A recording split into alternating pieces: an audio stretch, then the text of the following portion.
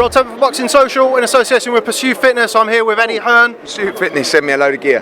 Did they? Yes. I got to the office, someone said there's a parcel for you, looked over, Pursuit Fitness. I haven't opened it yet. Hope it's double XL. Shout out Pursuit Fitness.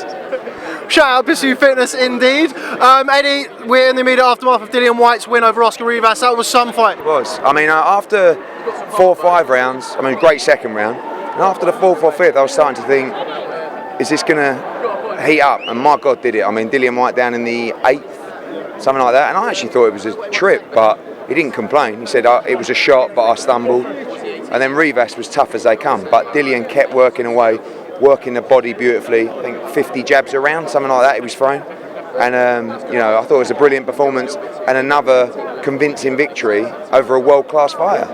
And now the difference is he's mandatory. And I know people say about when, but just understand he's mandatory. So no one can take that away from him. It hasn't been mandatory before. Now we've got to push to make sure that the deadlines are kept to. And I know the WBC will do that, and it's exciting times. I spoke to Dillian yesterday. He told me that there were still things that needed to be ironed out, which was kind of different to what you told me initially. Is that date actually done? Is there still stuff to be negotiated? Still, we wanted to get this fight into place, so there was a lot of stuff that was agreed on, and there's some small bits and pieces to paper up. But the bulk of the agreement is agreed, and that's the important stuff, which is WBC interim world champion, mandatory challenger, and the date for that defence. So we got to. I don't see why. I mean, you saw it in here tonight. You saw the atmosphere, the crowd. I don't see why he shouldn't get his shot. It's not like he can't sell a ticket. It's not like he's not a pay-per-view fighter. It's not like it's not a big fight if you fight Dillian Whyte. But he's tough to beat, and sometimes he looks a little bit lethargic. But what he is tough as old boots, mate. And he hits hard, and he'll trade with you, and he'll work your body, and he'll jab your face off. But he's also a little bit vulnerable at times. But that's why we love to watch him, because he's never in a dull fight. Who can we look at for a potential opponent next? Alexander Povetkin is a name that's been bandied about. Is that possible? I'm not going to lie to you. He's mandatory challenger. That shot's due to come before the end of May. So do we go and have a humdinger in November, December, or do you go out and have a... you wouldn't begrudge him an easier fight, would you? So we've got to see. Maybe the shot will come sooner. I don't know. Like I said, it's not like he's not a draw. So I don't see why, unless you're just afraid of him, and I don't think fighters are afraid of people. He's shown some vulnerabilities, he's shown that he's a very good fighter as well, but hopefully he gets his shot now. And like I said, the difference now is he's mandatory. We'll quickly breeze through the rest of the card. I understand you've literally just got out of the ring. First off, Dave Allen has been taken to hospital. I've been told by Darren Barker that he's okay. He's awaiting a scan. That was a one-sided demolition from David Price. Wasn't really what I expected. I mean, I don't want to criticise Dave Allen's performance too much. He was carried out on a stretcher. I believe he has a broken orbital bone. I believe he also, I think he has some issue with his mouth or his tongue. He's having a brain scan now. They think that that's okay, and God willing on that. It was a really good performance from David Price, and he probably won't get the credit. And a lot of the online comments will be Dave Allen was really poor. I don't think it was a good performance from Dave Allen, but I think it was a good performance from David Price. He was composed, he worked the jab beautifully, he hit him hard repeatedly. I don't know whether Dave froze, I don't know. He didn't, all the stuff he's been working on with Darren. Now, if you'd have watched him in the preparation to that fight with Darren on the pads in the gym, you didn't see any of that. So why was that? Is it because David Price was too good? Is it because he was punching too hard?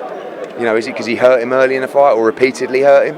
Probably all of that. But, Dave's a great guy, and people will give him stick. Oh, why did you give him that opportunity? He beat Lucas Brown here in 1 round. He's a big draw. Gave him his opportunity. It didn't work out tonight. And by the way, congratulations to David Price. 3 wins on the spin now. And you see what it meant to him. But listen, our thoughts are with Dave, and hope he makes a speedy recovery and, see where he goes from there.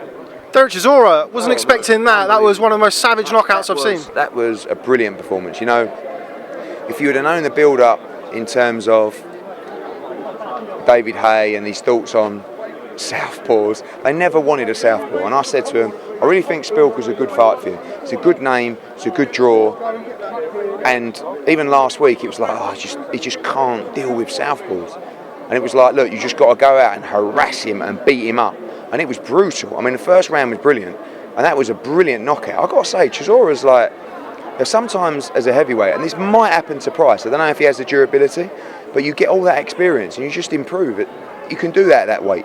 You're not making weight anymore, you're not weakening yourself, and Chisora seems to be getting better. You know, he was ahead in the Dillian Whyte fight after 10 rounds. He's just butchered Artur Spilka out there. And now we want to make the Chisora, the Parker fight. It's a brilliant fight. And he's got a chance in that fight, you know? And I'm pleased for him. He's a nice bloke. I mean, he drives me mad, but he's got a good heart, Chisora.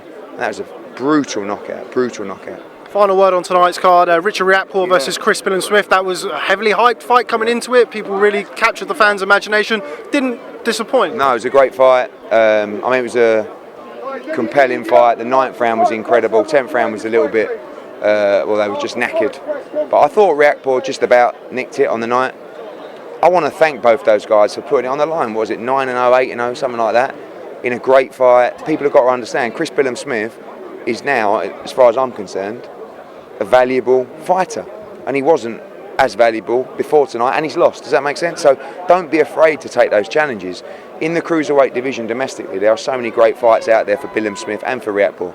You know, Glover, McCarthy, Hyde, Akoli. So Mikhail Lawal win on the boxer last these guys. So it's a great division. So don't be afraid to lose if you haven't got that backing and that big contract. Take a chance, and if you do well, you'll come again, and that's the situation with Smith. Final one before we shoot off. Loma-Campbell in the ring tonight. Real buzz around this place to see the pound for pound #1 in the ring. Yeah, it was great, and we went on pre-sale the O2 and absolutely smashed it out of the park. So fight pass tomorrow, general sale on Monday, and it's going to go. It's an honour to bring him. I was taking the mickey out of him and Usyk earlier, saying it's 1-0 because of the Bellew win, it'll be 1-1, and he's like, Usyk was going like this at me through the ring. So don't rule Luke Campbell out in that fight. I know it's a pound for pound great, but Campbell can fight, mate, and he knows Lomachenko. They grew up together, they followed each other around the world as amateurs, 2 Olympic gold medalists, August 31st.